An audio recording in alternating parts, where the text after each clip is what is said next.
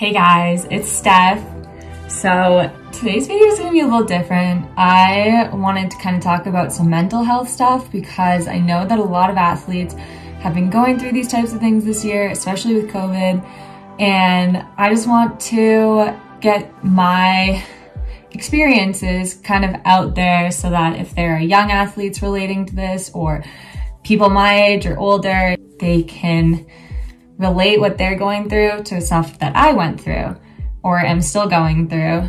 Basically, I'm the type of person that loves to have a plan. I am super OCD about my plan. I've grown recently to become more flexible, but I've just always been that way. I'm very type A. I like having a plan. So not knowing what was going to happen with COVID this year really got to me and affected the way that I thought about everything. It really changed my desire to do things because I was so uncertain about what was going to happen that I just didn't have the desire to make a plan and have it change.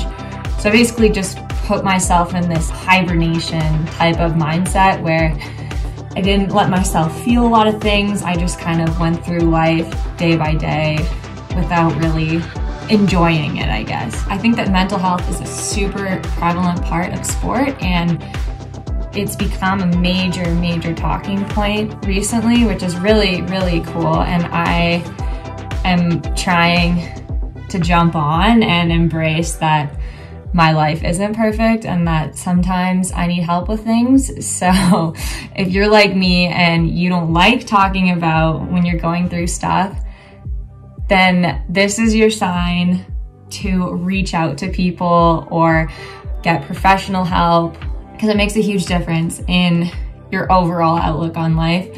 I've been ski racing full time for about 8 years now, and I don't think I understood the mental toll it was taking on me until this year when I was forced to address it because it got to a point where it started to affect my life.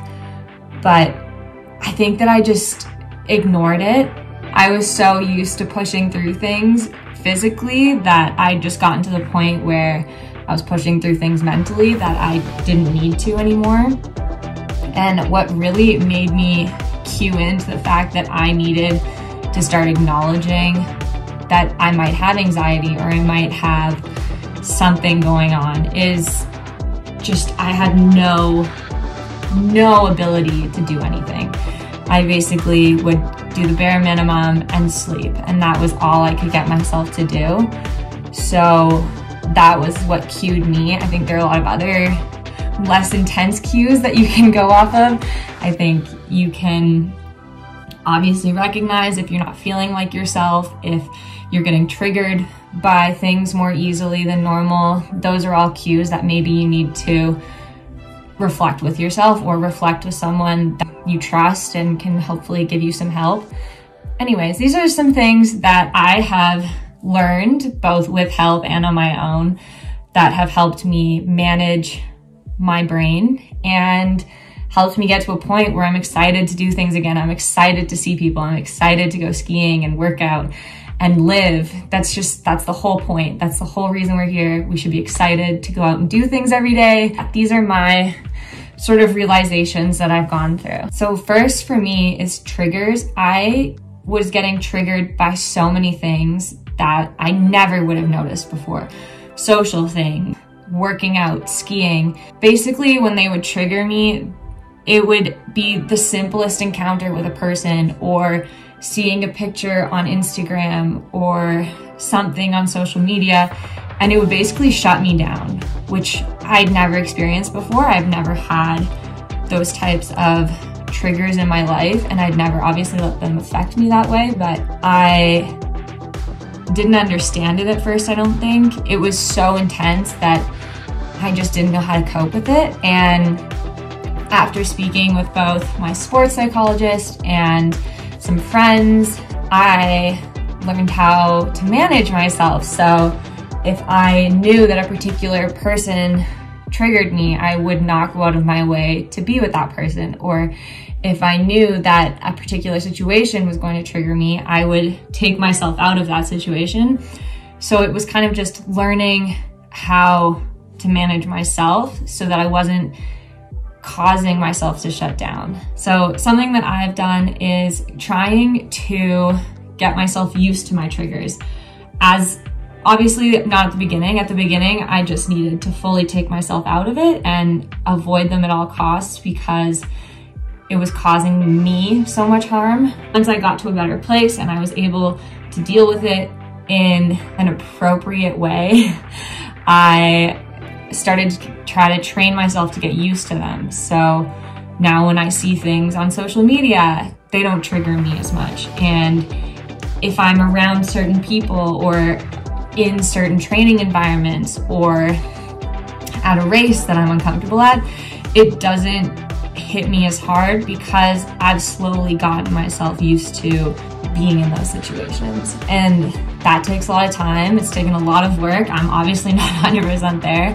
I think there's still a lot of things that I need to keep working on. So obviously, I think that the most common thing that people suggest when someone is struggling with mental health issues is therapy of some form, whether that's counseling or seeing a therapist or a sports psychologist. For me, being at school and when I was with the Canadian team full time, we had sports psychs, so that is what I've kind of gotten used to. But I now know that not every therapist or sports psych is going to be a perfect fit for you, and I didn't understand that until I started seeing my new sports psych who has had such an amazing impact on me. I didn't understand how influential someone could be on your mental health until I started talking to them. I think if you've tried a therapist or you've tried a sports psych and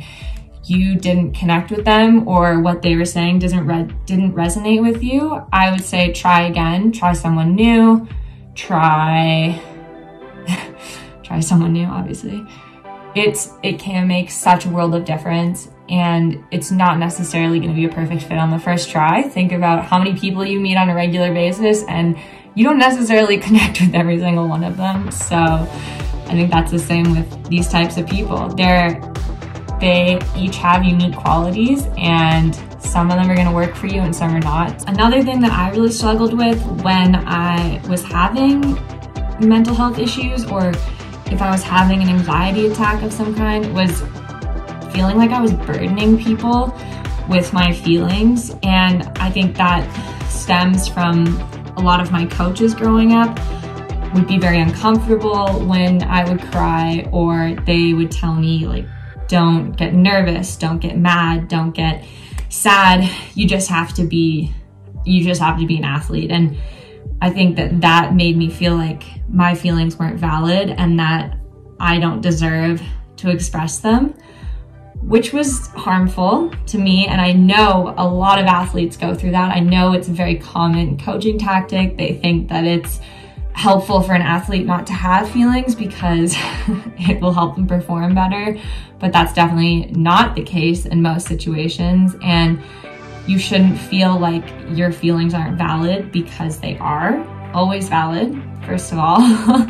And you shouldn't feel like you're burdening people by talking about them. I think that's the best way to get through these types of situations, whether it's with yourself or with a friend or a teammate or a parent, is just being able to communicate what you're feeling and talk through how you think you can get better, because just ignoring it does not help, and it actually really makes it worse. Don't ignore your feelings. They are definitely there for a reason. We don't feel things unnecessarily, and learning how to embrace them and try to control them versus letting them control you is a great life lesson. Don't be afraid to include people that you trust, people that you love. They want the best for you. They don't want you to feel alone or like you have to hide how you're feeling.